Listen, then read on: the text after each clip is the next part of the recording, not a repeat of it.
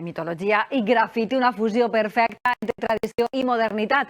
Els valencians Piquiavo porten el seu art a espais públics i museus internacionals des de fa una dècada. Un treball artístic que ha anat evolucionant i que ara queda documentat en el llibre Our Odyssey. Avui ens han mostrat el seu estudi de Manises.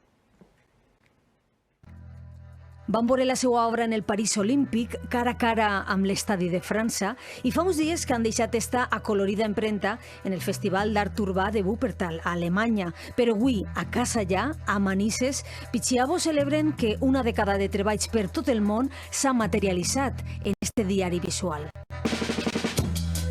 Pues me embriaga un poco de nostalgia. Empezamos de una manera natural, como unos chicos que pintaban en la calle, hasta donde hemos llegado y podremos llegar.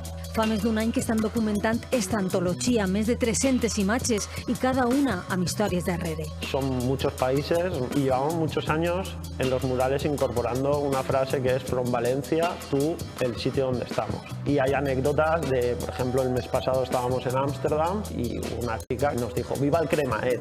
El primero lo recuerdas mucho porque comenzó nuestro estilo, el que todo el mundo puede identificar, y creo que ese es uno de los más importantes. I després de pintar en més de 25 països, amb este llibre tiren la mirada enrere i veuen evolució. Detrás de la obra hay mucha investigación.